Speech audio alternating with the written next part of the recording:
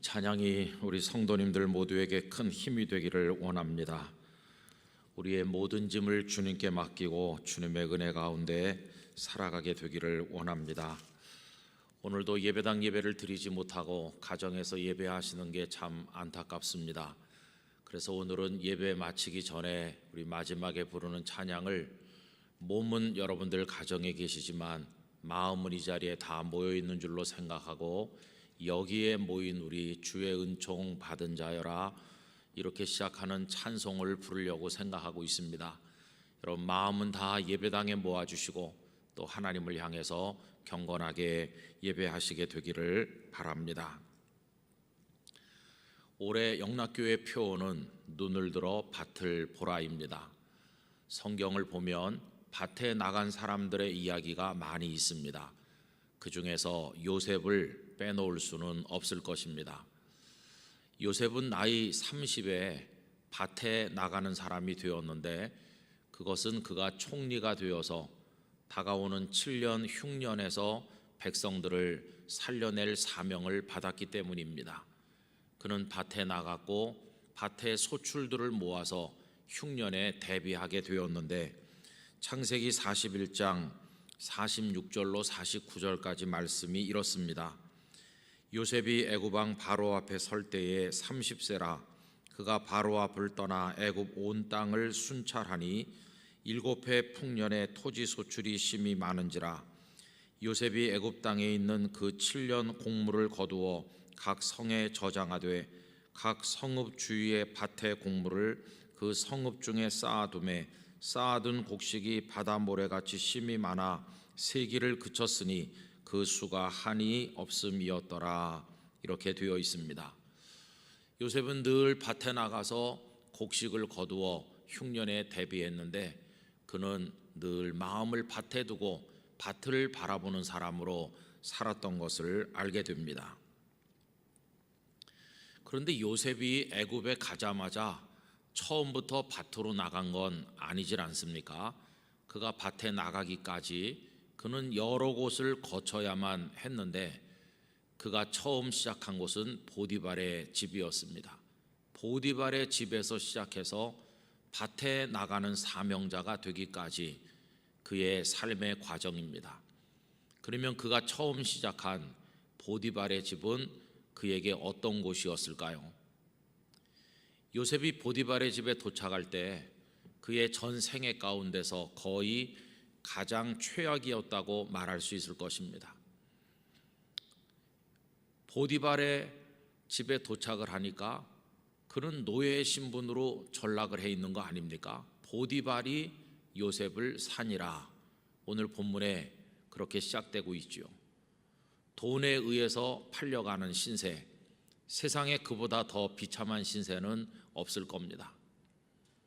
채색옷이 벗겨지고 그의 몸에는 남루한 노예의 옷이 입혀졌고, 사람들의 말을 알아들을 수가 없고 하나같이 낯선 사람들 뿐이고, 그리고 무엇보다도 그동안 험한 일 하지 않던 그에게는 매일같이 해야 되는 일이 너무나도 힘들었을 겁니다. 자기보다 낮은 사람이 한 명도 없는 가장 낮은 자리, 그 집에 일하는 사람이 많았겠지만 그는 이제 신참이어서 가장 낮은 자리에 있었을 겁니다. 가슴 속에서는 아버지에 대한 그리움과 자신을 노예로 판 형님들에 대한 울분과 분노가 끌어올라서 밤에 잠을 이룰 수가 없고 그의 영혼을 만신창이로 만들었을 것입니다. 무엇보다 견딜 수 없는 것은 이 상황이 언제 종료될는지 희망을 가질 수가 없다는 겁니다. 그리고 늘 그의 가슴을 짓누르는 의문이 있었는데, 그가 아버지 집에 있을 때 2번 꿈을 꾼 일이 있지 않습니까? 형님들의 곡식단이 자기 단을 향해 절하는 꿈을 꾸었고, 하늘의 해와 달과 11별이 자기 별을 향해 절하는 꿈을 꾸었습니다.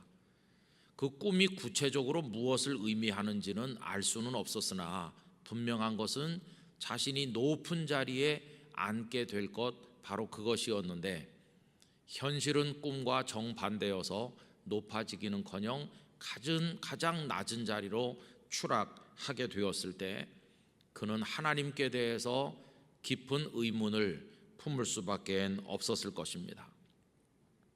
여러분, 요셉에게 있어서 보디발의 집, 우리는 이렇게 생각을 해볼 수가 있겠습니다. 저는 이 말씀을 묵상하면서 오늘 우리들도 노예로 팔려온 사람처럼 우리의 마음이 참담하다는 생각을 하게 되었습니다. 여러분, 우리가 살고 있는 이 거대한 세상은 그 자체로 보디발의 집과 다를 바가 별로 없습니다. 더군다나 코로나19로 인해서 상황이 더욱더 악화되고 있고 우리는 억지로 팔려온 사람처럼 어떻게 해야 되는지 안절부절 못하고 있습니다. 여러분, 어제까지만 해도 전 세계에서 코로나에 감염된 사람이 8,800만여 명이 된다고 합니다. 그 중에서 190여만 명이 사망했습니다. 절차를 따라 정중한 장례도 못하고 시체를 처리하는 상황에서 장례가 되는 경우도 많이 있다고 합니다. 얼마나 비참한 상황입니까? 백신 전쟁으로 인해서 나라와 나라 사이의 간극이 점점 벌어지고 있고 경제가 바닥으로 치닫고 있고 그리고 많은 사람들이 미래가 암담하여 못 견딜 고통을 겪고 있습니다. 어떤 이는 이 심리적 압박을 견디지 못해서 코로나에 감염된 것도 아님에도 불구하고 자살을 하고 있다는 뉴스를 듣기도 하였습니다. 더군다나 우리 성도들은 예배당 예배를 드리지를 못하고 계시지 않습니까? 지난 3월 첫 주일 예배를 돕는 소수 인원만 참석한 채로 온라인 예배로 전환된 이후로 몇 차례 변화는 있었지만 전 성도가 다 같이 참여하는 예배를 단 한 주도 드리지를 못하였습니다. 제가 대충 생각을 해보니 예배 섬김이들만 참여한 오늘 드리는 예배와 같은 예배를 드린 기간이 무려 석 달 반 이상 된다는 것을 알게 되었습니다.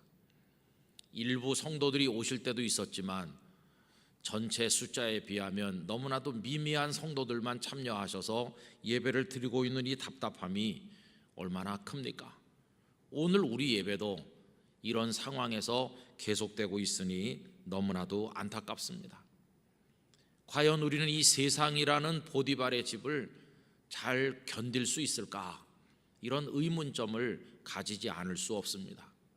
그래서 여러분, 우리보다 먼저 보디발의 집에서 살아본 요셉을 만나서 인터뷰를 해보면 어떨까 생각도 해봅니다. 어떻게 살으셨느냐고, 거기서 어떻게 견디고 그 집을 통과했느냐고 묻고 싶은 생각이 있는 것이죠. 우리가 요셉을 만나서 인터뷰를 하면서 어떻게 사셨어요? 물으면 그분은 뭐라고 대답할까요? 얼굴이 일그러지면서 형들에 대한 분노, 하나님에 대한 원망으로 화를 쏟아놓으면서 불평을 늘어놓을까요? 아마 우리 생각에는 그럴 거라고 예상이 될 수도 있습니다. 그런데 오늘 성경 말씀을 읽어보면 요셉이 하게 될 말은 우리의 예상을 뛰어넘는 전혀 다른 이야기가 될 것을 알 수가 있습니다.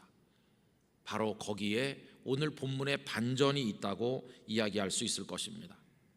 오히려 그는 고통 속에 몸부림쳤노라고 말하기보다는 마치 보디발의 집에서 행복하기라도 했다는 듯이 말하지 않을까 생각을 해봅니다. 아마 이렇게 말할 것 같습니다. 영락교회 성도 여러분, 반갑습니다. 저는 여러분들이 좋아해 주는 요셉입니다. 제가 보디발의 집에서 어떻게 살았느냐고요? 여러분들은 아마 제가 무척 고통받았을 거라고 생각하지만 그렇지 않습니다. 보디발의 집 괜찮았어요. 어렵긴 했지만 살만했어요. 제가 채색 옷까지 벗겨지고 몸뚱아리 하나 남은 채로 팔려갈 때 그때는 하늘이 무너지는 것 같고 땅이 꺼지는 것 같긴 했죠. 그러나 제 마음속에는 아무도 모르는 한 가지가 있었습니다. 그게 뭔지 궁금하시죠? 어머니 라헬이 세상을 떠난 다음에 아버지께서는 저를 무척 사랑하셨고 늘 무릎에 앉혀놓고 옛날 이야기들을 많이 들려주셨습니다. 옛날 이야기라고는 하지만 사실은 우리 집안 얘기죠. 한 번도 본 적이 없는 증조부 아브라함 이야기, 그리고 어렸을 때 잠시 보았던 조부 이삭의 이야기, 그리고 우리 아버지 이야기죠.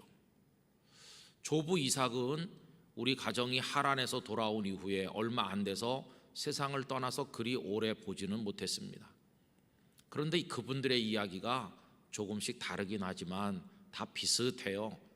짐승을 몰고 이리저리 다니면서 땅도 없는 곳에서 구박도 당하고 어려운 일도 많았다, 흉년도 많이 겪었다, 뭐 그런 삶을 사셨다는 비슷한 얘기예요. 그런데 거기 아주 독특한 이야기들이 하나씩 있습니다. 그게 뭐냐 하면 아브라함도 이삭도 그리고 우리 아버지도 그 힘들 때마다 하나님을 믿었다는 겁니다. 하나님께서 도와주실 줄 믿고 하나님을 의지했다는 거지요. 그래서 우리 증조부께서 여기 가나안에 올 때, 그리고 조부께서 그랄 사람들에게 운물을 내주면서 어려운 일을 당할 때, 그리고 우리 아버지만 해도 하란의 외삼촌 집으로 가셨을 때, 그리고 내게는 큰아버지가 되는 그 에서 때문에 힘드셨을 때, 그때 다 하나님을 믿었다는 겁니다. 아버지는 제게 귀에 못이 박이도록 말씀하셨죠. 요셉, 너 앞으로 어디 가더라도 하나님께서 너와 함께 하신다는 것만 잊지 말아라. 하나님께서 너를 도우실 걸 잊지 않으면 너는 어디서든 견딜 수 있을 것이다, 이렇게 말씀했는데 제가 팔리는 순간 바로 그때가 된 겁니다. 저는 아버지 말씀을 마음속으로 새기고 내가 누구네 집 노예가 될는지 어떤 일이 내 앞에 오는지 모르겠지만은 하나님만 붙들고 살아야 되겠다고 생각했죠. 절대로 잊지 말자, 이렇게 결심을 했습니다. 그리고 내가 2번이나 꿈을 꾸게 하신 하나님께서 뭔진 모르지만 어떤 계획이 있으실 것이고 그 계획을 이루실 때까지 내가 인내하고 견뎌야 된다, 이런 생각이 있었거든요. 그런데 제가 보디발이라는 사람 집에 노예가 되지 않았겠어요. 저는 보디발 장군을 좋아합니다. 왜냐하면 그 양반이 나를 사지 않았더라면 더 나쁜 사람에게 팔려가서 고생할 수도 있었는데, 그래도 그 사람 괜찮은 사람이거든요. 통도 크고 그리고 신분도 높고 저한테 비교적 잘해주었다고 생각합니다. 그리고 참 이상한 것은 하나님을 믿었더니 놀라운 일들이 있었다는 거예요. 제가 어떤 일 아무것도 해본 적이 없고 미숙한데 제가 일을 하면 잘 되는 겁니다. 하여튼 다른 사람들보다 더 잘했거든요. 그랬더니 주인이 어느 날 살림살이 전부를 저보고 맡으라고 했지 않겠습니까? 그런데 그 다음부터 하나님께서 복을 주셔서 그 집 재산이 많이 늘어나고 더 잘 됐어요.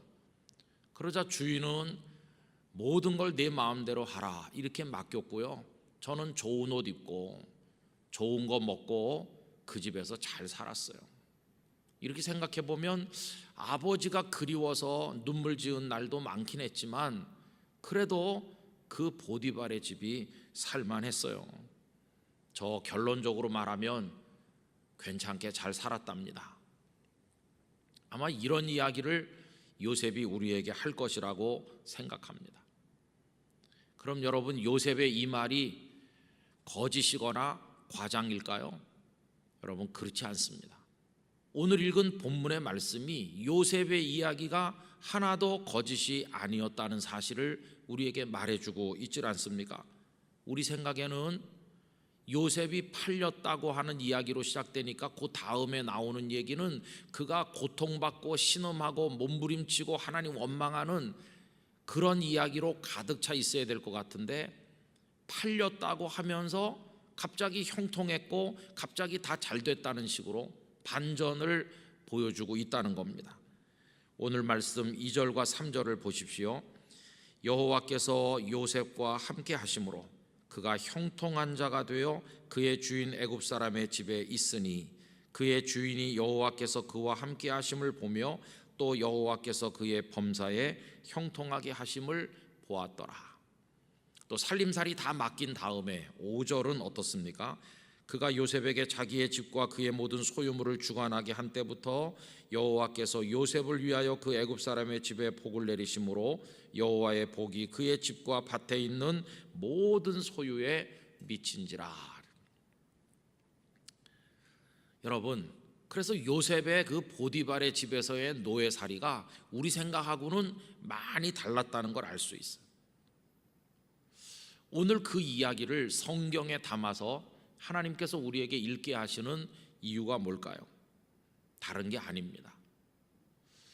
하나님께서는 요셉이 보디발의 집에서조차도 행복하게 산 것처럼 우리들이 이 세상이라는 거대한 보디발의 집에서 무너져 내리고 절망하고 포기하고 주저앉고 괴로워하면서 사는 게 아니라 우리도 행복하게 살기를 원하고 계신다는 겁니다.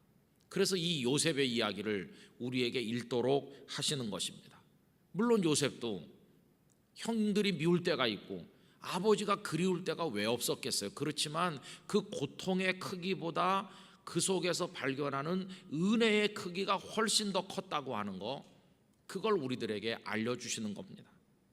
여러분, 이 보디발의 집이라는 세상에 살면서 우리가 겪는 어려움들이 많지만 저는 눈을 다시 뜨고 보면 어려움보다 하나님의 은혜의 크기가 훨씬 더 클 것이라고 믿습니다. 이제 우리 영락교회 성도들은 눈을 다시 뜨고 다시 볼 수 있게 되기를 원합니다. 그래서 절망 속에서도 하나님의 빛을 보시게 되기를 원하는 것입니다. 여러분, 캄캄한 곳에 있으면 빛이 더 선명하게 보입니다. 생각해 보세요. 전등불이 환하게 밝혀져 있는 방에서는 햇살을 느끼기가 어렵습니다. 그러나 불 꺼진 방, 문 닫힌 방에 있으면 캄캄하지만 문 틈으로 들어오는 햇살이 더 밝게 선명하게 보이는 것처럼 하나님의 은총도 어두울 때 더 잘 보입니다. 2021년을 코로나19와 함께 출발한 우리들, 지금 심정이 보디발의 집에 팔려온 요셉의 심정과 비슷하죠. 우리가 원해서 온 게 아닌데 팔려온 것처럼, 이끌려온 것처럼 우리가 지금 그렇지 않습니까? 그러나 만약에 여기서 포기하고 주저앉고 절망하고 그냥 그대로 쓰러지고 만다면 우리는 밭으로 나갈 수 없을 겁니다. 밭으로 나가는 사람이 되려면 보디발의 집을 통과해야 그 다음에 밭으로 나가게 되는 것이죠. 여러분, 우리도 보디발의 집을 통과하고 우리도 사명의 밭을 향해 찬송하며 나가게 되기를 원합니다. 저는 코로나19 사태가 장기화되면서 우리 사람들 안에 냉소적이고 비뚤어진 태도가 고착화될까, 그게 참 염려스럽습니다.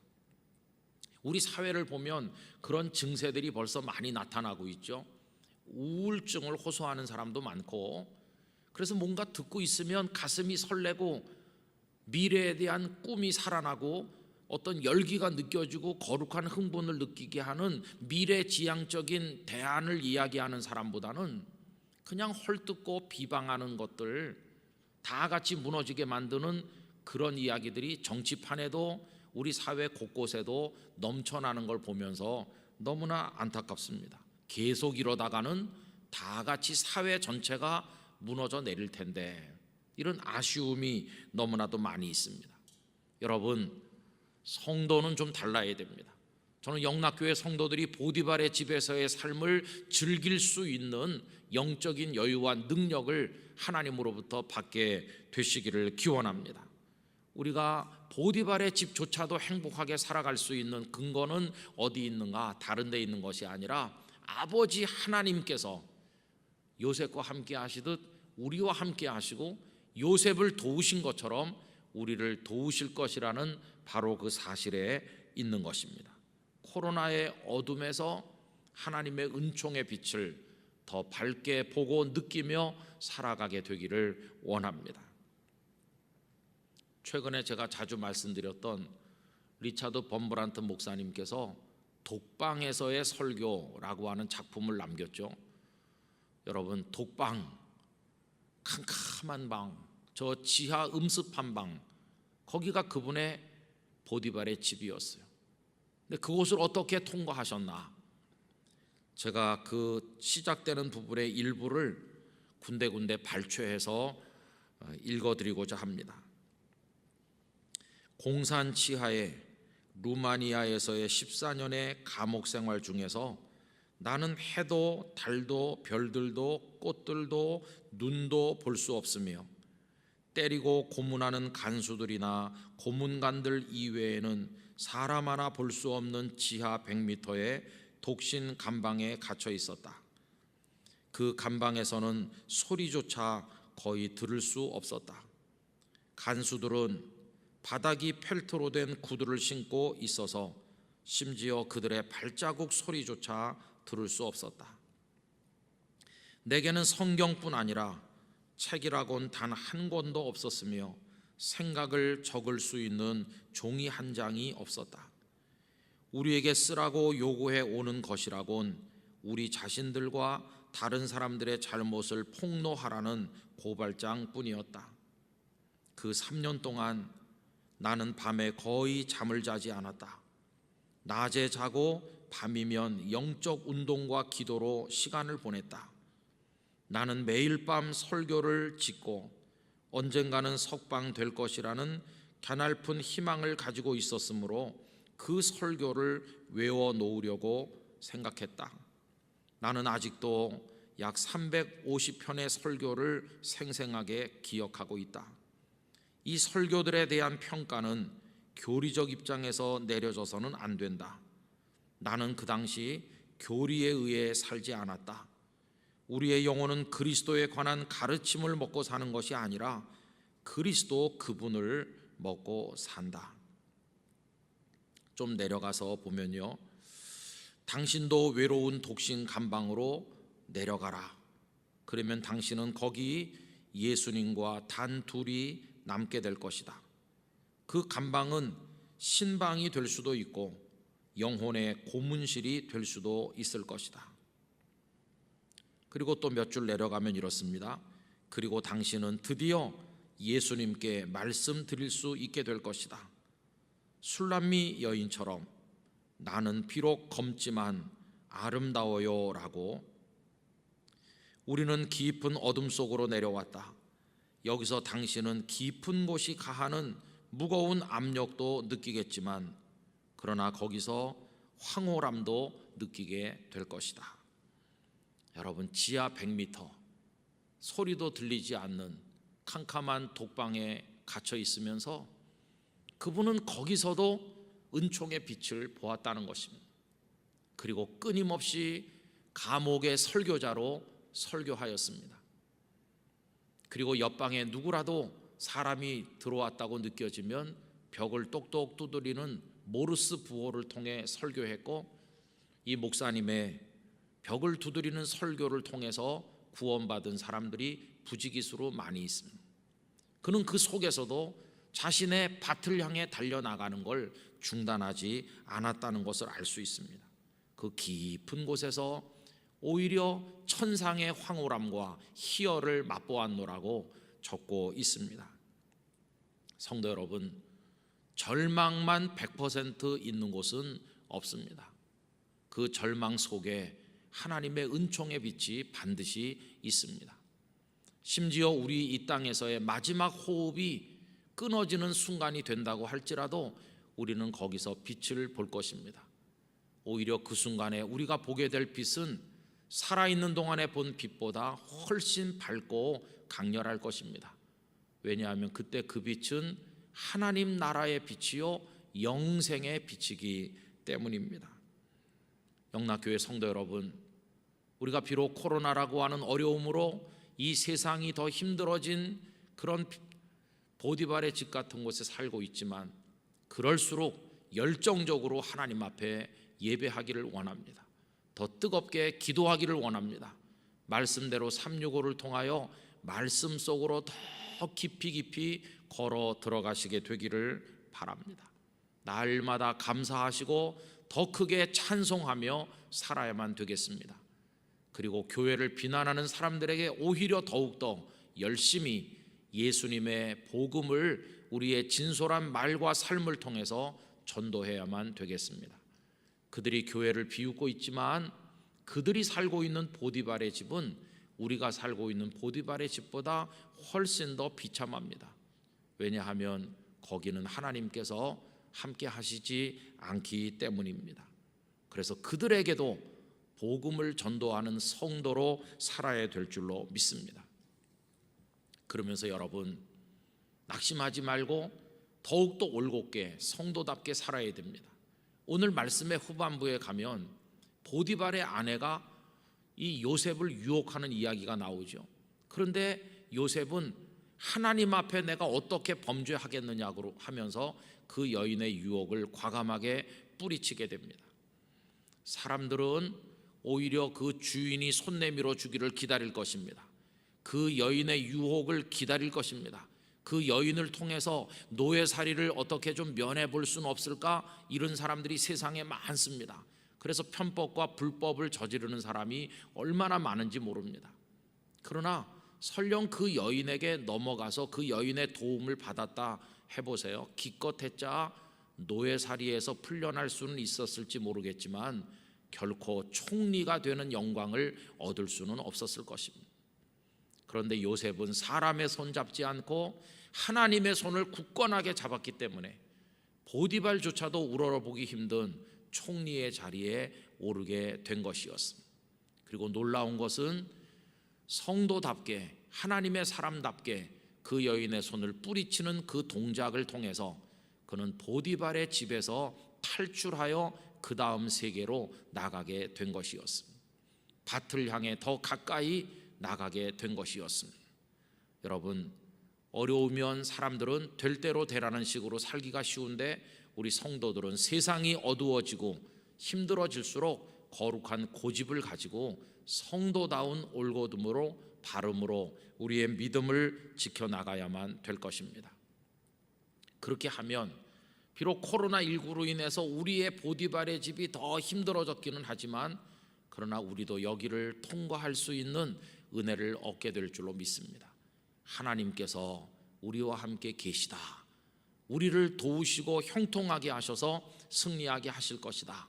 이 사실을 굳게 믿는다면 잠시 후에 부를 찬송가 가사처럼 초막이나 궁궐이나 그 어디나 하늘나라가 될 것입니다.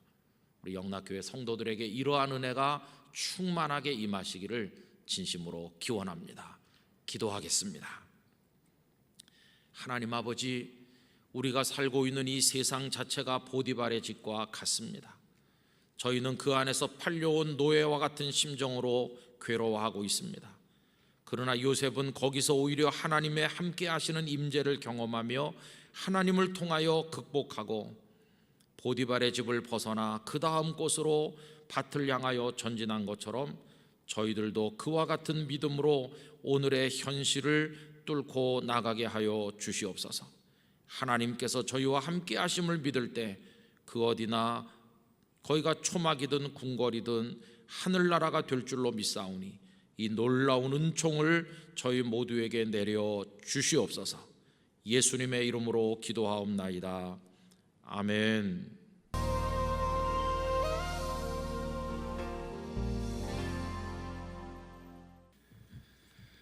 너무나 마음에 와서 닿고 하나님께 고백으로 올려드리는 찬양이라고 생각이 듭니다. 우리가 어려움 속에 살고 있지만 오늘까지 살아온 것은 우리 주님의 은혜의 덕분입니다. 장로님 기도하신 대로 비록 온라인 생중계를 통한 예배이기는 하지만 예배를 할 수 있다고 하는 게 얼마나 감사한지 성도님들 계신 가정에서 하나님께 영광 돌리시고 큰 은혜를 받게 되시기를 바랍니다. 오늘 읽었던 말씀은 작년 9월 20일 날에도 생각했던 적이 있습니다. 오늘은 그와는 조금 각도를 달리해서 오늘의 말씀을 통해 은혜를 얻고자 합니다. 우리는 요셉의 생애를 몇 단계로 구분해서 생각을 할 수가 있는데 그 첫 번째 단계는 아버지 집에서 채색 옷 입고 편안히 살 때입니다. 그가 채색 옷을 입었다는 것은 험한 노동을 하지 않았다는 뜻이고 편안히 살았음을 말해줍니다. 그런데 많은 사람들은 그렇게 사는 것을 복이라고 생각하지요. 그래서 우리 성도님들도 하나님, 저도 그렇게 살게 해주세요 라고 기도하는 분이 많을 것이라고 생각을 합니다. 그런데 요셉의 인생 그 다음 이야기는 정반대입니다. 아주 바닥으로 추락했습니다. 노예가 되고 감옥에까지 가게 된 거죠. 그것도 서서히 점진적으로 내려간 것이 아니라 하루아침에 밑바닥으로 추락하였습니다. 여러분, 어떤 사람이 살다가 그런 일을 겪게 되면 어떻게 될까요? 아마 많은 사람들이 굉장히 절망하고 낙심할 것이고 자포자기할 겁니다. 어떤 사람은 비관해서 자살을 하는지도 모르죠. 그런가 하면 어떤 사람은 정반대로 어금니를 꽉 깨물고 그 상황을 바꾸기 위해서 투쟁을 할 것입니다. 노력을 많이 기울일 것입니다. 이런 이들 중에 어떤 이들은 사회운동가가 되기도 하고, 그것이 정치적으로 표현됐을 때 정치적인 혁명가가 될 수도 있겠습니다. 요셉처럼 좋은 형편에 있다가 추락한 사람만 그런 것은 아니고요, 처음부터 어려운 지경에 사는 이들 중에도 사회를 바꿔보기 위해서 혹은 혁명을 하기 위해서 자신을 던지는 경우가 있다고 생각합니다. 또 그런가 하면 이 어려움을 만났을 때 철학자가 되는 사람도 있지요. 그 전에는 몰랐던 인생의 반대편을 보게 되면서 산다는 게 뭔가, 세상은 어떤 곳인가, 이런 데 대한 생각이 많아지면서 철학자처럼 변해간다는 것입니다. 이런 이들은 상황을 바꾸려는 투쟁보다는 그 속에서의 의미를 찾으면서 그저 존재하는 데 관심을 가진다고 하겠습니다. 또 그 현실을 바꾸려고 하기보다는 현실을 즐기려고 애를 쓴다고 말할 수도 있겠죠. 견유 학파의 대표라고 알려지고 있는 그 디오게네스는 현실을 바꾸려고 하기보다는 그 현실 속에서 기쁘게 살아가는데 마음을 두었던 분이라고 말할 수도 있겠습니다. 알렉산더 대왕이 찾아와서 원하는 게 무엇이냐고 물었을 때 옆으로 한 걸음 옮겨주신다면 내가 햇볕을 쬐일 수 있겠다, 이렇게 말했다는 유명한 이야기가 있질 않습니까? 자, 그럼 여러분, 우리 하나님의 사람은 그런 지경에 떨어지면 어떻게 되는 것일까요? 하나님의 사람은 자포자기해서 인생을 포기하지도 않고, 그렇다고 수단 방법 가리지 않고 혁명을 하려고 나서지도 않고, 그렇다고 또 철학자처럼 앉아있지만도 않습니다. 하나님의 사람은 좀 다르죠. 하나님의 사람은 그 어려운 지경에서 그 이전에는 알지 못했던 하나님의 뜻을 깨닫게 됩니다. 거기서 하나님의 음성을 듣고 거기서 하나님의 마음을 알게 됩니다. 그러면서 하나님의 손에 의하여 빚어 만들어져서 하나님께서 쓰시기에 합당한 사람으로 성숙되어 가는 것입니다. 그래서 그 최악의 상황이 최고의 열매를 가져오게 되는데, 그 최악의 상황은 그에게 최적의 훈련장이 된다고 할 수가 있겠습니다. 여러분, 요셉도 그러하였습니다. 아버지 집에서 편안히 살다가 어느 날 노예가 되어 보디발의 집에 가게 됐는데, 지난 주일에 생각한 것처럼 하나님께서 함께 하시고 형통케 하심으로 인하여 그가 보디발의 집의 삶을 잘 견디어낼 수가 있었고, 한 걸음 더 나아가서 아주 반듯하고 올곧게 살기까지 하다 보니까 보디발의 아내의 유혹을 뿌리칠 수 있었다고 그랬습니다. 그런데 그 간교한 여인의 거짓말로 인해서 요셉은 성폭력 미수범이라고 하는 꼬리표가 달린 채로 감옥에 가게 되죠. 그리고 희망 없는 자리에 떨어졌습니다. 여러분, 출신은 노예, 저지른 죄는 막강한 권력을 가진 친위대장의 아내에게 몹쓸 짓을 하려고 했다는 죄목이 붙다 보니까 그에게 무슨 희망이 있었겠어요? 아무 희망도 없는 채로 바닥에 추락하게 되었습니다. 자, 그러면 요셉은 그 바닥 중에 바닥으로 추락해서 그의 인생이 망가졌는가? 그래서 그의 삶을 송두리째 다 포기했는가? 여러분, 그렇습니까? 아닙니다. 하나님께서 오늘 이 말씀을 우리에게 읽게 하시는 것은 그 밑바닥에서 하나님은 어떻게 당신의 사람을 연단하시고 빚어 만들어서 밭으로 나가기에 합당한 사명자가 되도록 하시는가? 그 밑바닥에서 어떻게 진정한 의미의 아름다운 인생을 살도록 변화시키시는가? 그것을 우리에게 알려주고 계시다는 것입니다. 여러분, 요셉은 가장 낮은 자리로 내려갔지만 가장 깊은 인격의 사람이 되었습니다. 가장 작은 자가 된 듯이 보였으나 세상을 가슴에 품는 큰 자가 되어갔습니다. 남들이 볼 때는 가장 비참한 것처럼 보였지만 그는 오히려 그 속에서 하나님의 뜻을 깨닫는 성숙한 하나님의 사람으로 변화되어 갔습니다. 그 고통 속에서 그는 흙 속에 묻힌 진주 같은 존재가 되었고 드디어 그의 인격과 삶이 빛을 발하게 되었습니다. 그가 이렇게 자신의 아름다움을 드러내고 성숙하게 된 것이 무엇을 통해 나타났을까요? 감옥에서도 하나님께서는 그와 같이 계셨고 그를 형통하게 하셔서 그는 옥사장의 사랑을 받았고 감옥의 모든 일을 맡는, 마치 보디발의 집에서 그의 살림살이 전부를 맡은 것처럼 감옥에서도 그렇게 되었는데 그 일을 통해서 그의 아름다움이 나타난 것만은 아닙니다. 그것보다 훨씬 더 의미가 있는 것은 그가 그 밑바닥에 살면서 놀랍게도 다른 사람을 사랑하는 사람으로 변화되었다고 하는 데서 그것이 나타나고 있다는 것입니다. 어느 날 그 감옥에 왕의 술을 맡은 관원장과 떡을 굽는 관원장이 투옥이 되었는데 친위대장은 요셉으로 하여금 그들을 보살피게 했습니다. 오늘 말씀 4절입니다. 친위대장이 요셉에게 그들을 수종들게 하매 요셉이 그들을 섬겼더라. 그들이 갇힌 지 여러 날이라. 이렇게 되어 있죠. 여러분, 수종든다는 게 뭘까요? 이 사람들은 지체 높은 관원이었기 때문에 허드렛 일을 별로 하지 않았을 텐데 그들의 먹고 입고 자는 생활을 보살피고 그들의 감방을 청소하고 심부름을 하고 그들이 감옥에서 지나는 모든 것들을 보살피는 일, 그거에 요셉이 한 일일 것입니다. 친위대장이 요셉에게 그 두 사람을 수종들라고 명했을 때는 바로 그런 일을 하라는 겁니다.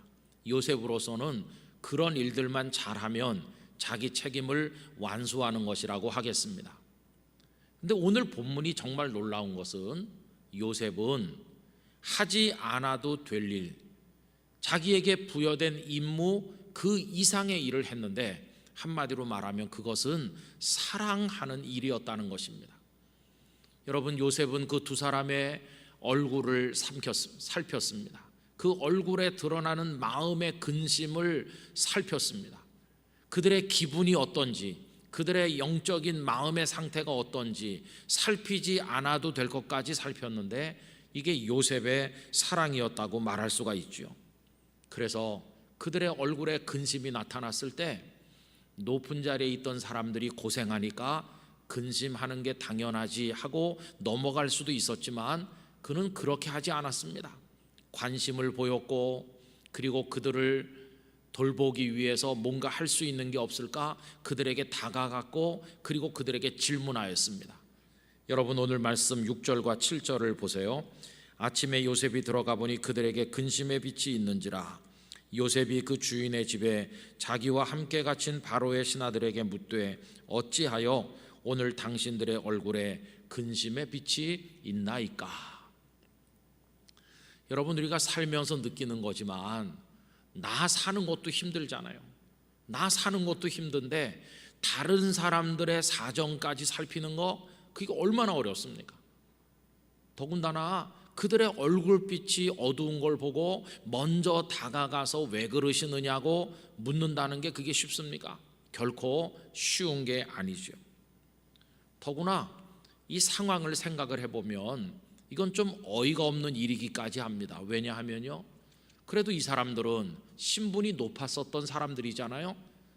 이들을 염려하는 이들이 바깥에 많습니다. 면회도 많이 오고 좋은 음식과 좋은 것들도 많이 반입을 해주고 이들의 구명과 석방을 위해서 애쓰는 사람들이 많이 있지 않습니까? 거기 비하면 요셉은 아무것도 아니에요. 요셉은 출신이 노예에다가 거기다가 못된 짓을 했다고 하는 꼬리표까지 따라붙고, 그리고는 세상에서는 완전히 잊혀진 죽은 자로 되어 있지 않습니까? 그 아버지 집에 아버지와 형제들은 요셉을 죽은 걸로 생각하는 거 아닙니까? 아무 희망이 없어요. 요셉이 그들을 걱정할 상황이 아니에요. 공연히 그런 질문을 했다가 네가 감히 뭔데 우리 일에 끼어드느냐, 이렇게 호되게 책망이나 받기 딱 십상인 그런 질문을 요셉이 한 것을 볼 수가 있습니다. 자기 상황이 밑바닥인데, 자기 감정이 상처 입어서 만신창이가 됐는데, 희망이라고는 털끝만큼도 없는데, 그 상황에서 자기의 상처받은 마음은 뒤로 제쳐놓은 채로 다른 사람의 얼굴빛을 살피면서 왜 그러시느냐고 이렇게 다가선다고 하는 게 그게 쉽습니까? 여러분, 자기를 옆으로 밀쳐놓은 채 남에게 먼저 관심을 보이는 거, 이건 정말 대단한 사랑이라는 것을 알게 됩니다. 당신 자신은 제쳐놓고 다른 사람을 사랑하는 마음, 그 마음은 다름 아닌 예수님께서 우리들에게 보여주신 마음이죠. 예수님께서는 영광의 보좌를 우리를 위해서, 죄인들을 위해서 버리시고 이 땅에 오셨습니다. 그리고 당신 자신은 십자가에서 희생하여 죽으시면서 우리 같은 사람들을 사랑해 주신 예수님이십니다. 여러분, 예수님께서 우리를 사랑하신 바로 그거, 이게 예수님의 거룩한 추수입니다. 그 수가성 사마리아 여자에게 당신이 그리스도 메시아이심을 말씀함으로 그 여인을 구원에 이르게 하신 게 예수님의 사랑의 추수였습니다. 예수님께서 제자들에게 눈을 들어 밭을 보라고 말씀하실 때 그 밭이 바로 그 사람들이고, 그 밭에서 이루어져야 될 추수는 그들을 사랑하는 것임을 우리가 깨닫게 되는 것이죠. 예수님께서 말씀하시는 추수는 사랑하는 것이고, 그 사랑이 이루어져야 될 현장이 바로 세상이라는 밭인데, 그들이 있는 세상을 바라보면서 너희도 가서 그들을 사랑하라, 이게 예수님의 말씀이었습니다. 영락교회 성도 여러분, 그리고 이 영상을 함께 하시는 여러분, 눈을 들어 밭을 바라보고 그 밭을 향해 달려가는 사람이 되려면, 사람을 사랑하는 마음이 우리 안에 없으면 그건 불가능하다는 걸 깨닫게 됩니다. 누가 밭을 향해 갈 수 있는가? 누가 사랑의 추수를 할 수 있는가? 사랑할 줄 아는 사람만이 할 수가 있는 것이죠. 그래서 여러분, 우리가 사랑하며 살고 있다면, 사랑하는 법을 배웠다면, 그래서 지금 사랑하려고 노력하고 있다면, 우리는 이미 그 밭에 나가 있는 것이라고 말할 수 있고, 하나님께서는 우리를 통해서 사랑의 추수를 하실 것이라고 믿습니다. 사랑만이 참 열매를 맺고 생명을 가져오는 것입니다.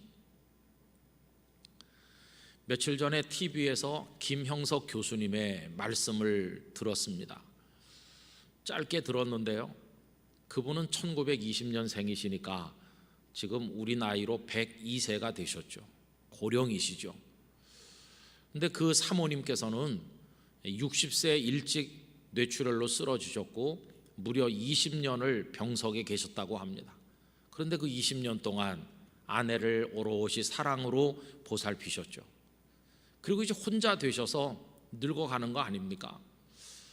근데 그분이 지금 가장 하고 싶은 일이 뭐냐 이렇게 질문 받았을 때 대답은 아내와 식사 한 그릇 하는 거, 그게 지금 가장 하고 싶은 일이라고.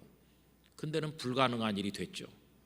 성도 여러분, 집에 계신 남편과 아내, 늘 하루 세끼 같은 식탁에 앉는 거, 그거 귀하게 여기셔야 되고 아끼고 사랑하시기를 바랍니다. 아내와의 한 끼 식사가 내가 지금 제일 하고 싶은 거다. 가슴이 먹먹하게 만드는 말씀이죠. 그분은 평생 사랑을 이야기했던 철학자답게 그 다음 이야기도 사랑이었어요.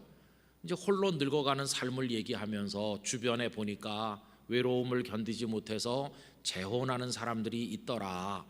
그런데 잘 살기가 정말 힘들더라고 하면서 나이 들어서 늙으면 배우자보다는 친구를 많이 사귀어야 되고 배우자가 있다면 친구 같은 배우자가 돼야 된다, 이렇게 말씀을 하시더라고요. 그랬더니 그 진행하는 분이 이렇게 말했습니다. 근데 교수님 연배가 되면 친구 할 만한 분들 다 돌아가시고 없지 않습니까? 누구랑 친구를 하세요? 이렇게 하니까 그분이 재미난 얘기 몇 마디 하셨어요. 친구는 나이와 상관이 없다. 그러면서 그 다음 얘기가 정말 중요한 거죠. 친구를 왜 만들고 왜 사귀느냐? 그 사람을 통해서 뭘 얻으려고 하면은 안 된다는 거예요. 친구는 내가 그에게 기쁨을 주고 위로를 주고 도움을 주려고 친구를 만드는 거지 뭘 얻으려고 하는 게 아니라고. 얻으려고 만나는 게 아니고 주려고 만나니까 설령 얻는 게 없다 할지라도 실망하지 않을 거 아니겠어요. 사랑은 주는 것 자체로, 사랑하는 그 자체로 행복하니까요. 저는 그분이 사랑의 그 묘미를 터득한 분이라고 생각이 됐습니다. 여러분도 아시는 청마 유치환 선생께서 행복이라는 시에서 사랑받았으므로 행복하였네라 이렇게 하지 아니하고 사랑하였으므로 행복하였네라 이렇게 했는데, 이 김영석 교수님의 이야기도 그거와 통하고 있다는 것을 깨닫게 되었어요. 여러분, 하나님께서는 눈을 들어 밭을 보라고 제자들에게 말씀하시고 우리들에게 말씀하실 때 결국 그 이야기는 사랑하는 사람이 되라고 우리들에게 말씀을 하시는 것입니다. 그것도 이제는 차별 없는 사랑을 배우도록 하시는 거죠. 예수님께서 수가성 사마리아 여자를 사랑하셨잖아요. 근데 이거는 사랑받을 자격이 없어 보이는 사람을 향한 사랑이었다고 할 수 있습니다. 그 당시 유대인들이 사마리아 사람을 얼마나 천대했나요? 더군다나 사마리아 여자라면 사랑받을 자격이 없다고 생각했죠. 그런데 예수님은 자격이 없어 보이는 사람도 품는 사랑, 그거 보여주셨어요.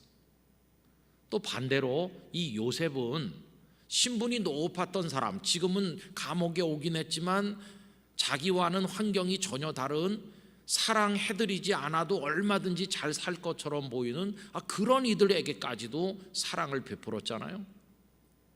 성경이 가르치는 사랑은 신분이 높든지 여건이 좋든지 아니면 어렵든지 천대받든지 사랑의 대상에 차별이 없다는 것을 보여주는, 그게 성경의 사랑이죠.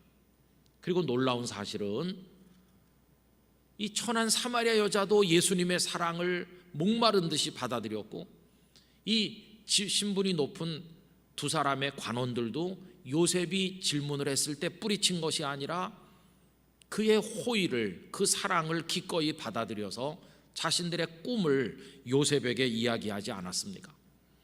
여러분, 이렇게 보면 신분이 높고 낮음에 상관없이, 환경이 어떠하든지에 상관없이 모든 사람은 사랑에 목말라 하고 있다는 것을 알게 되고, 사랑이 없어도 살 수 있는 사람은 한 명도 없다는 것을 깨닫게 되질 않습니까? 여러분, 우리들은요, 이 육신은 밥을 먹고 살지만 우리의 깊은 속사람 영혼은 사랑을 먹고 살도록 하나님께서 지으신 존재입니다.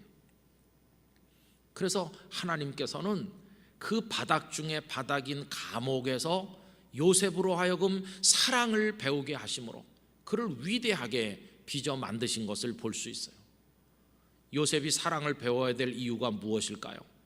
그의 사명은 흉년으로 굶어 죽을 위기에 처하게 될 애굽 백성들을 이제 사랑하는 건데, 그거를 위해서 미리 감옥에서 연습하게 하시고 터득하게 하신 것을 볼 수가 있습니다.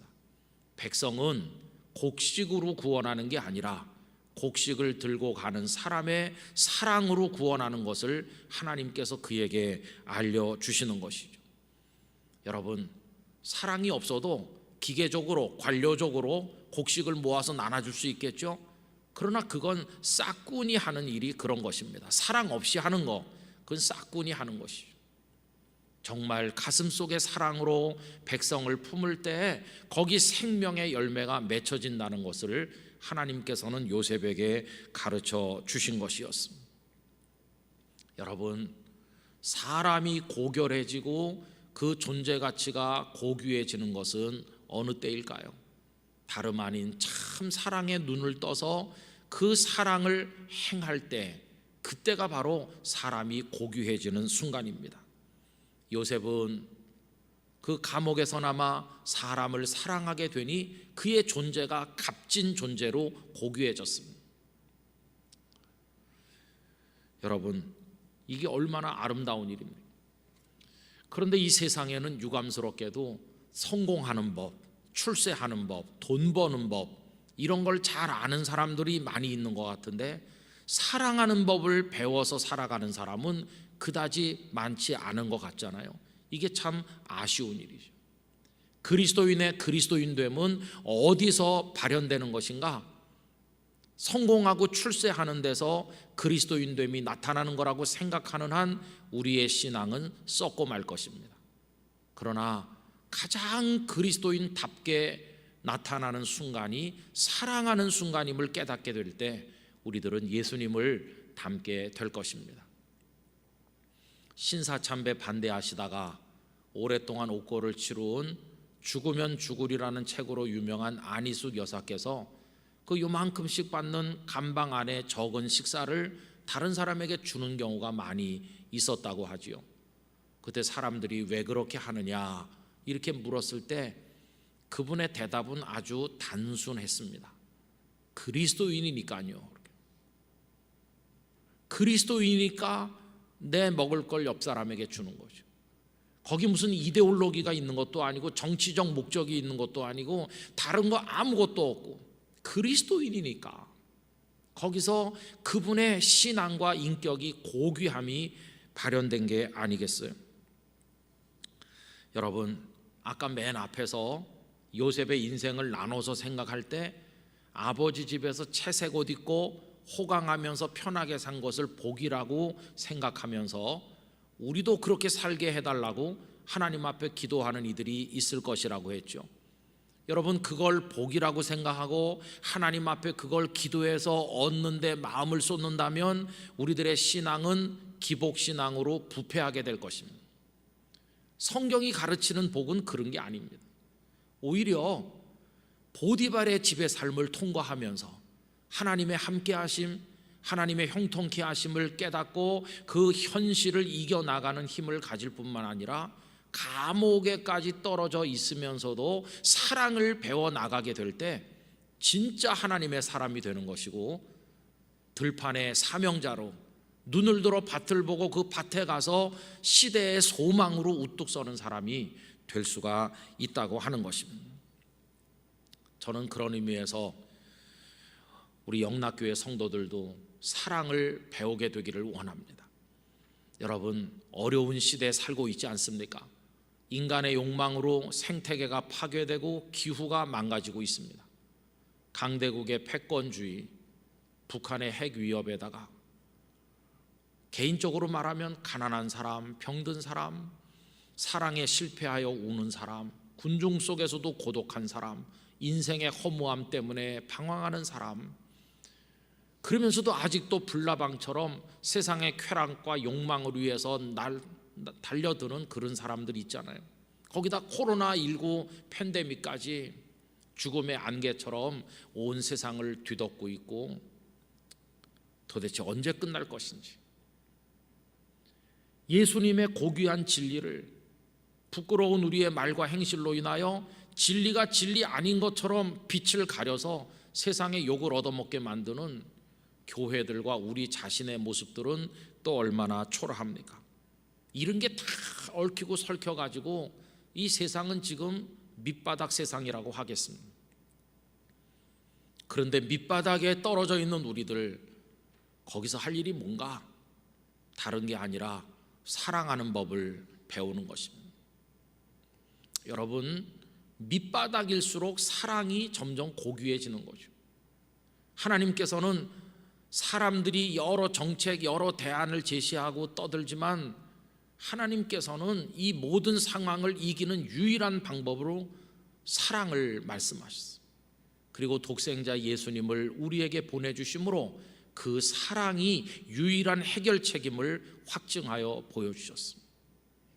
이 어려운 밑바닥 같은 세상을 살면서 사랑을 배우길 원합니다. 여러분, 빵이 100개, 1000개 있는 사람이 하나를 주는 그 사랑보다 하나밖에 없는 빵을 눈물로 나눠 먹는 사랑이 얼마나 더 아름답습니까? 오늘 어렵지만 어렵기 때문에 사랑을 배울 절호의 기회가 되는 것이고, 이 사랑을 터득할 때 우리들은 주님이 보내시는 밭으로 가서 사랑의 추수를 할 수 있는 사명자가 될 수 있다는 것입니다. 우리 영락교회 성도들 이미 잘하고 계시다고 생각합니다. 전화 대신방을 시작했잖아요. 제가 목사님들에게 물어봤어요. 그 전화를 걸면 성도님들이 뭐라고 하시느냐고. 요새 다 어려우니까 하소연을 많이 하죠. 그랬더니 어떤 목사님이 그렇지 않다는 것이에요.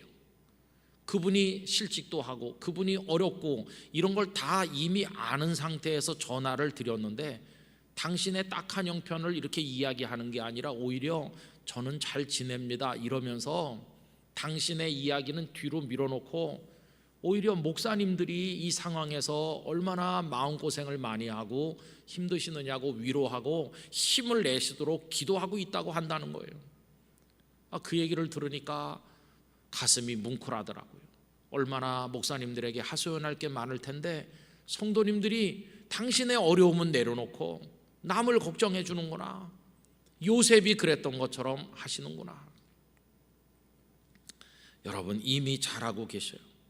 이제 거기다가 하나님의 성령님은 사랑하는 법을 가르쳐 주시고 사랑할 수 있도록 능력을 주시는 성령님이시니까 그 성령의 능력 가운데 우리가 이 어려운 세상에서 사랑을 받기도 하고 베풀기도 하고 더 잘 사랑하는 법을 터득하기도 하면서 요셉이 성숙되어 가듯이 우리도 성숙하기를 간절히 원합니다. 그렇게 할 때 우리도 사명의 밭이 눈에 보일 것이고 그 밭으로 달려갈 때 싹꾼이 아니라 진정한 사명자로 사랑의 알곡들을 거둘 수가 있게 될 것입니다. 사랑의 영이신 성령께서 우리 가운데 임하셔서 우리 영락교회 성도들의 가정에 그리고 여러분들의 머무는 일터며 이웃간에며 모든 삶의 터전에 우리 영락교회 공동체 안에 대한민국 사회 구석구석에 이 참 사랑이 흘러 넘치게 되기를 간절히 기원합니다. 이제 또 한 주간을 내일부터 시작하실 텐데 이 사랑의 마음을 품고 분노하지 말고 미워하지 말고 오히려 이 바닥에서 터득하는 사랑의 능력을 가지고 세상을 이기는 성도들이 되시기를 간절히 축원합니다. 기도하겠습니다. 가장 낮은 자리에서 가장 고귀한 사랑을 배움으로 위대한 하나님의 사람으로 만들어져 갔던 요셉처럼 아버지 하나님, 저희도 바닥 같은 세상에 살면서 여기서 사랑을 터득하여 눈을 들어 밭을 보는 사명자로 성숙하게 하여 주시옵소서. 성령께서 사랑의 능력을 저희에게 주셔서 그 사랑의 길을 걷고 사랑을 흘러보낼 수 있는 저희들이 되게 하여 주시옵소서. 예수님의 이름으로 기도드리옵나이다. 아멘.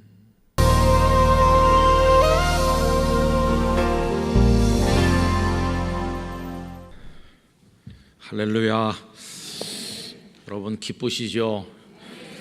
네, 성도들이 조금밖에 나오시지 못하는 형편이지만은 찬양대 찬양을 들으니 하나님 기쁘시겠다. 그리고 우리 마음도 그냥 이렇게 뻥 뚫리는 것 같습니다.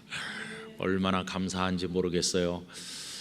어쩔 수 없이 가정에 계신 성도님들이 절대적으로 많으시고 오늘 여기는 일부 성도님들만 오셨는데요, 하나님께서 우리 각자에게 역사하셔서 예배를 통해 영광 받으시고 우리 모두에게 큰 은혜와 복을 내려주시기를 원합니다.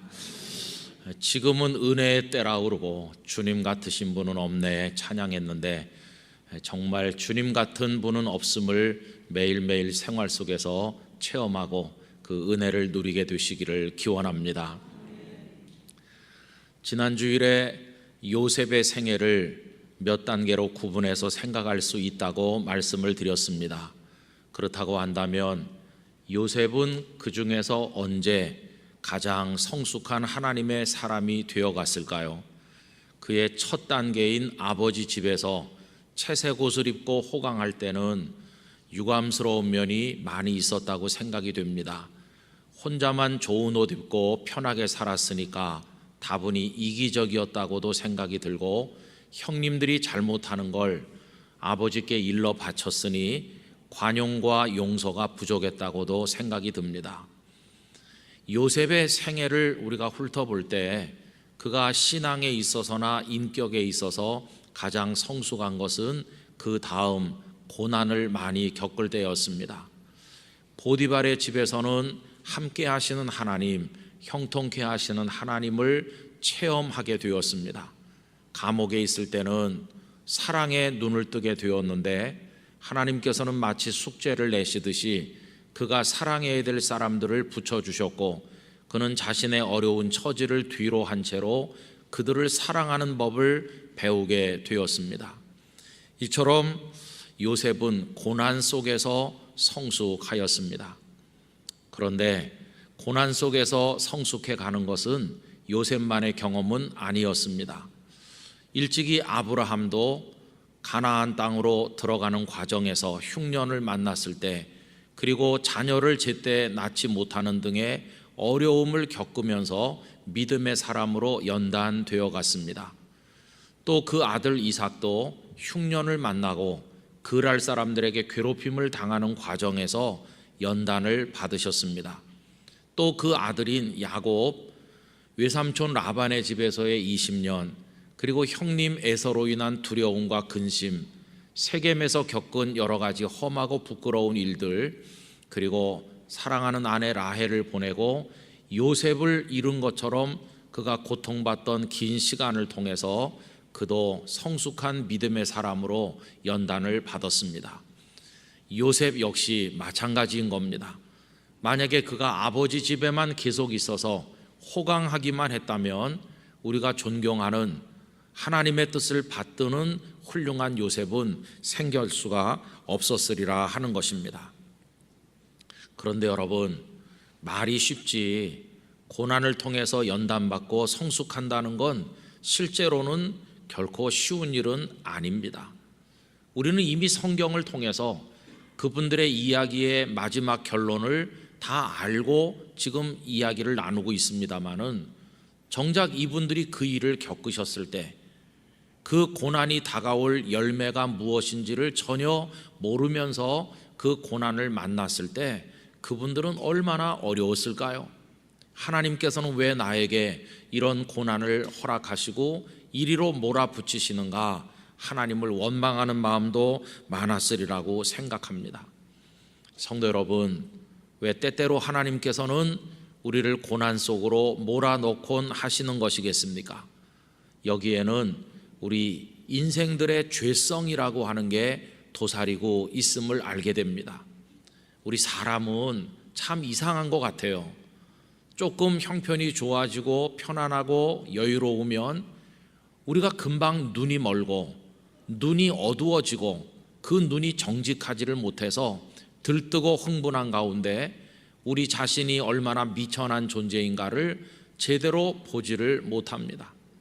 그런데 고난을 심하게 겪으면 그때 눈이 밝아지고 그 눈이 정직해져서 자신이 하나님 앞에 얼마나 부끄러운 존재인가를 보게 될 뿐만 아니라 판단이 냉철해지고 새털보다 더 가볍던 언행이 바위처럼 묵직해지는 것을 느낍니다.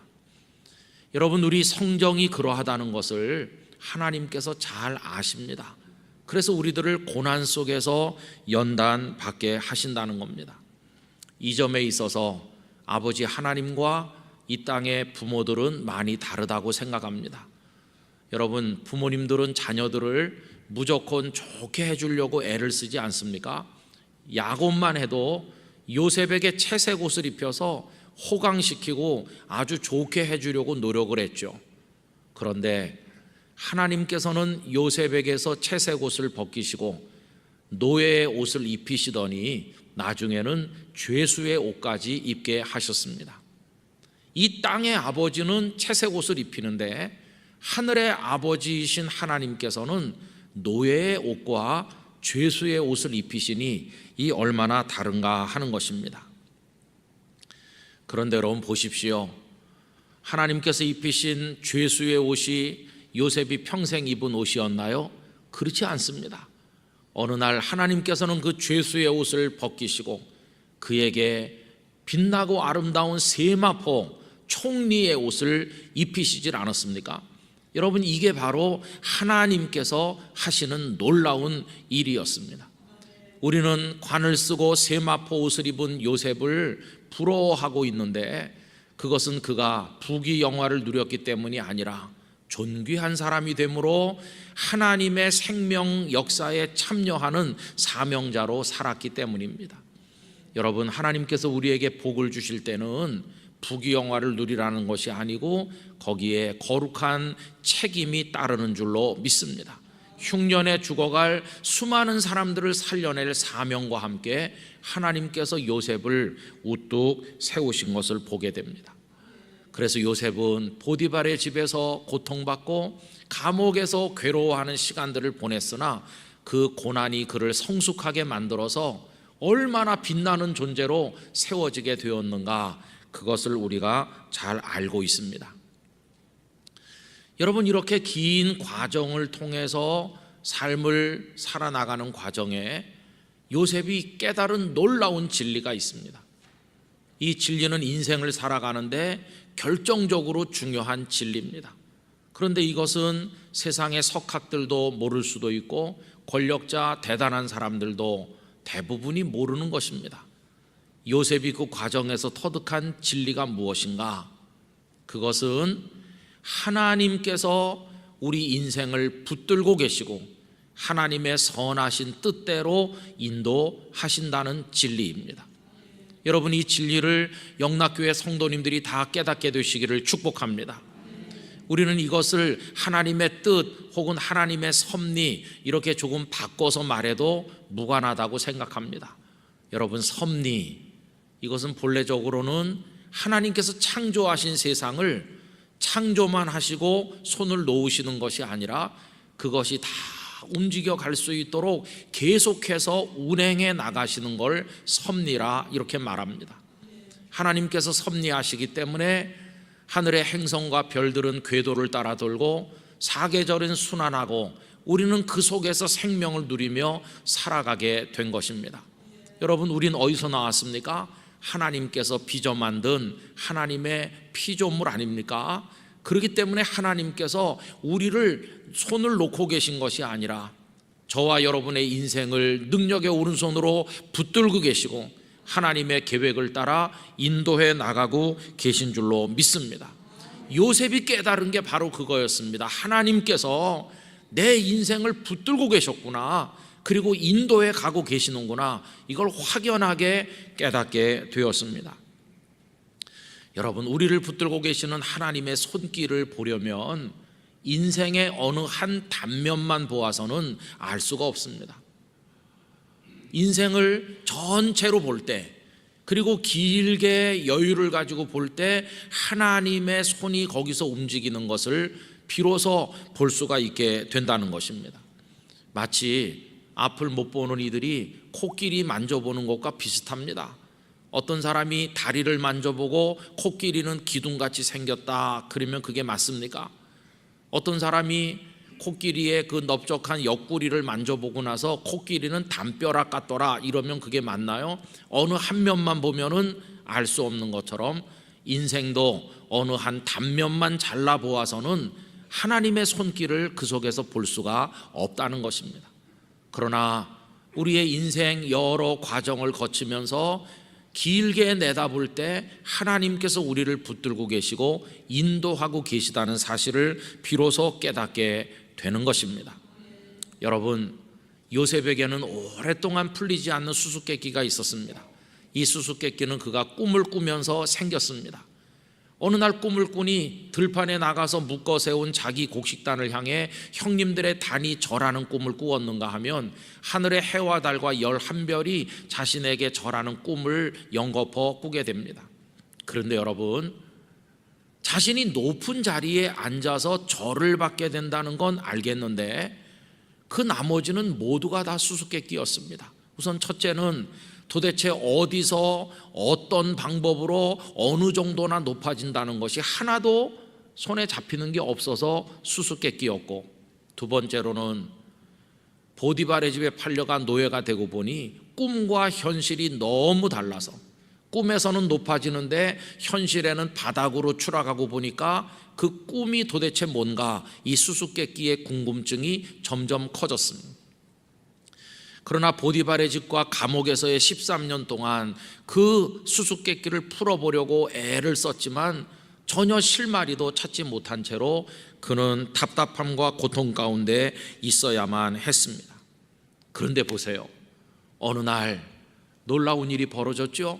바로가 자신을 부른다고 해서 그가 왕궁에 들어가는 그날, 그 긴 세월 동안 풀리지 않던 수수께끼가 안개 거치듯이 다 거치면서 한순간에 풀리게 되질 않았습니까?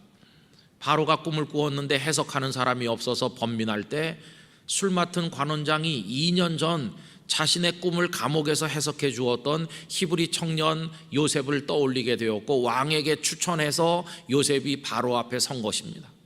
그는 하나님께서 주시는 지혜와 영감으로 바로의 꿈이 7년의 풍년과 그 다음 7년의 흉년을 이야기하는 것임을 말해 주었고, 또 그는 한 걸음 더 나아가서 풍년 때 곡식을 예비해서 흉년에 대비해야 된다고 하는 대책까지 왕에게 제시하게 되었습니다. 여러분, 오늘 읽은 본문은 그 말을 들은 바로와 신하들의 반응이 나타나 있는 대목이죠. 오늘 본문 37절부터 몇 절을 읽어보겠습니다. 41절까지 우리 다 같이 읽으실까요? 바로와 그의 모든 신하가 이 일을 좋게 여긴지라 바로가 그의 신하들에게 이르되 이와 같이 하나님의 영에 감동된 사람을 우리가 어찌 찾을 수 있으리요 하고 요셉에게 이르되 하나님이 이 모든 것을 네게 보이셨으니 너와 같이 명철하고 지혜 있는 자가 없도다. 너는 내 집을 다스리라. 내 백성이 다 네 명령에 복종하리니 내가 너보다 높은 것은 내 왕자뿐이니라.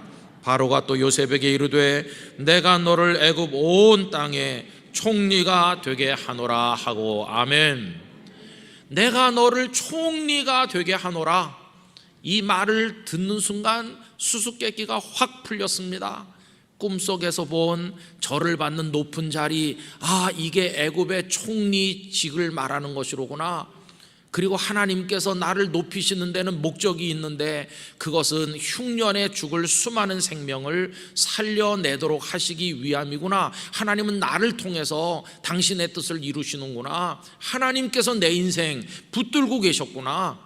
그걸 꿈을 통해 보여주시고 보디발의 집과 감옥을 통과해서 여기 왕궁에 이르기까지 나의 걸음을 인도하셨구나. 이게 한순간에 다 깨달아진 것이. 보디발의 집에서 눈물의 떡을 먹을 때, 그리고 감옥에서 그 초라한 모습으로 울면서 하나님 원망하기도 하고 형님들 미워하기도 했을 때 자기는 울고 있지만 하나님께서는 미소 지으시면서 요셉 조금만 더 있어봐. 조금만 있으면 놀랄 일이 생길 거야. 이렇게 하셨구나. 나를 위해서 하나님은 다 준비하고 계셨구나. 내가 그걸 왜 미처 몰랐을까? 이제는 알게 되었다. 하나님께서 나를 붙들고 계심을, 나를 인도하고 계심을, 나를 가장 아름답게 쓰시려고 하신다는 것을 이제 나는 비로소 알게 되었다. 이게 그가 수수께끼를 풀고 난 이후의 기쁨이었습니다. 여러분, 하나님께서는 왕궁에서 수수께끼를 풀어주셨어요. 그 이전까지는 막연하게 알았던 하나님, 이제는 인생의 과정을 거치면서 생생하게 자신을 사랑하고 이끄시는 하나님이심을 그가 체험하게 되었습니다.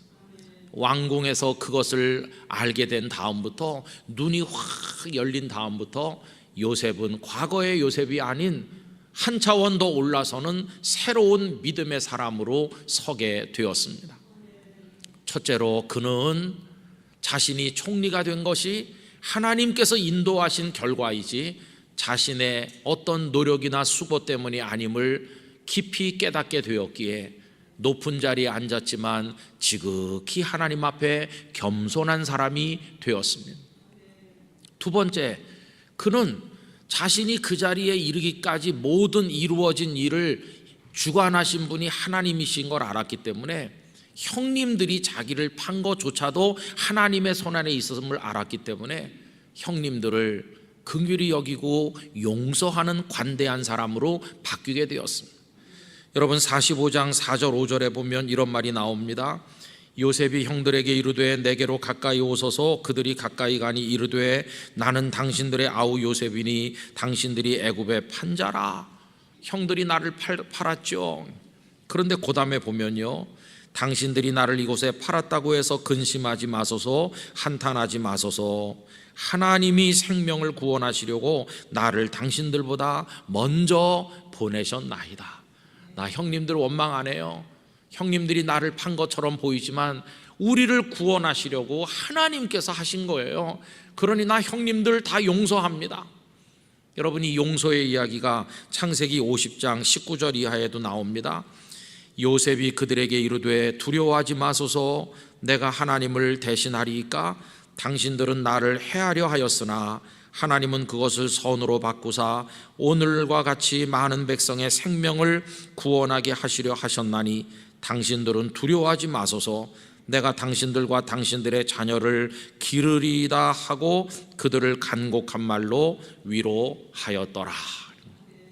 여러분, 누구 때문에 내가 이렇게 됐어 라고 말해왔다면 이제 우리도 하나님께서 인도하시는 인생을 사는 줄 믿는다면 사람에 대한 원망을 거두고 하나님의 인도하심을 기뻐하는 마음을 가져야 될 줄로 믿습니다. 세 번째로, 요셉은 이렇게 하나님이 내 인생 붙들고 인도하고 계신다면 이제 나의 남은 삶, 흉년이 지금 2년 들었는데 앞으로 우리 가족의 미래, 이거 다 하나님께 맡기는 거다. 이거를 그의 마음속에 생각하고 모든 삶을 송두리째 하나님의 능력의 손에 맡기기로 결심하였습니다. 창세기 45장 6절에서 8절을 읽어봅니다.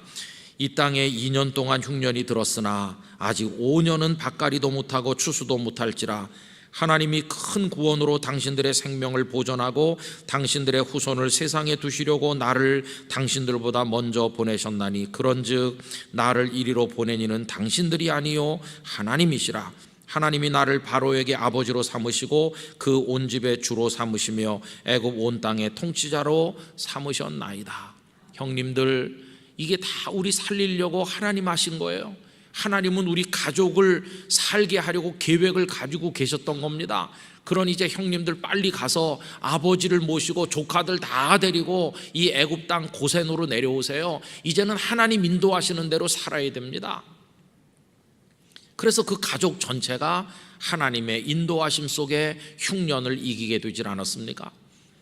여러분, 수십 년 지나도 요셉의 이 믿음은 더 분명해졌어요. 그가 110세가 되어서 세상 떠날 때가 됐을 때도 지금 우리는 여기 가나안 땅에 있지 못하고 애굽에 와 있지만 언젠가는 하나님께서 우리를 약속의 땅 가나안으로 옮길 것이고 그것도 하나님의 손 안에서 이루어질 줄 믿습니다. 이걸 믿으면서 자신의 유골이라도 가나안으로 데려가 달라고 부탁하지 않습니까?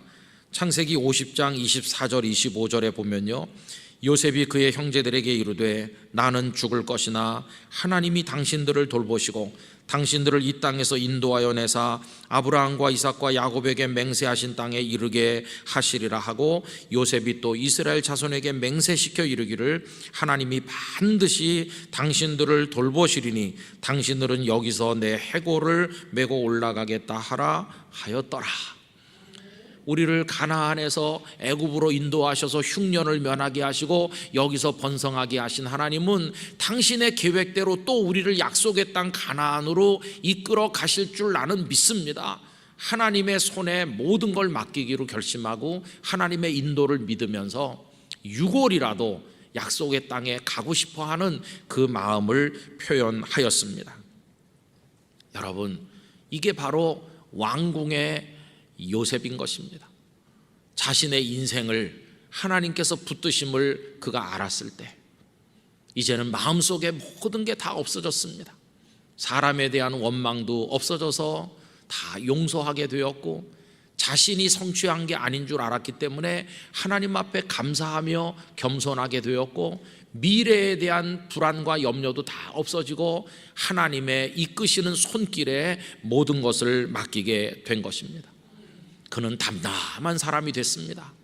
채색 옷을 입던지 노예의 옷을 입던지 죄수의 옷을 입던지 총리의 옷을 입던지 어떤 상황을 만나도 하나님만 묵묵히 바라보는 믿음의 대장 같은, 믿음의 장부 같은 사람으로 서게 된 것을 보게 되는 것입니다.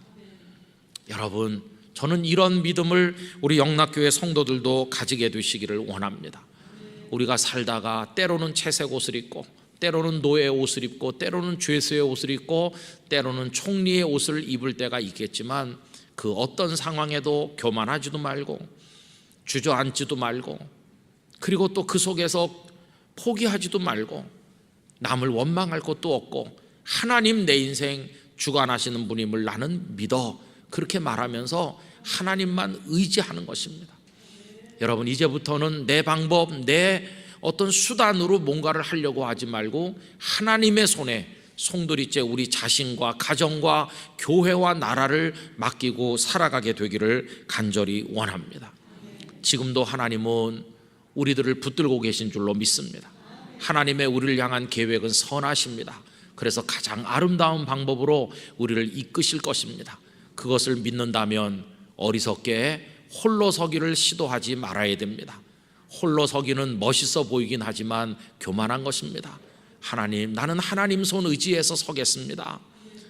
홀로 섰다고 혹시 자랑스럽게 생각하는 분은 넘어질까 조심하라고 하신 경고를 절대로 잊어서는 안 될 것입니다.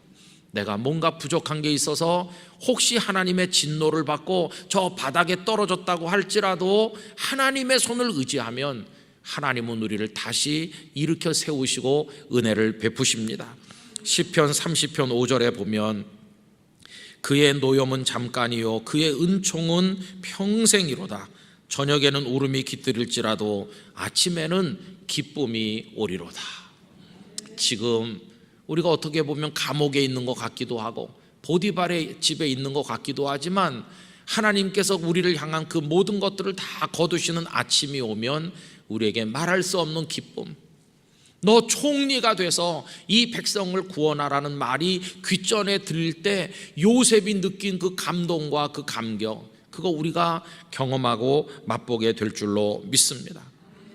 여러분, 이제는 이런 믿음을 가지고 우리도 밭을 향해 나가는 사람으로 성숙하고 연단되기를 간절히 기원합니다. 그러면서 하나님께서 만들어가고 계시는 우리 각자의 인생 대하 드라마 맨 마지막 회까지 우리는 다 기대하는 눈으로 바라보면서 하나님만 의지하고 살아야만 될 것입니다.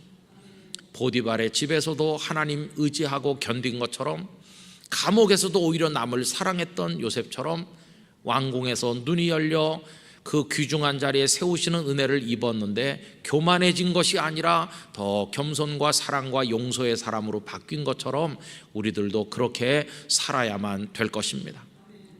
여러분, 우리 나라 때문에 속상하고 화가 날 때도 있고 걱정스러워 기도하시는 거 압니다.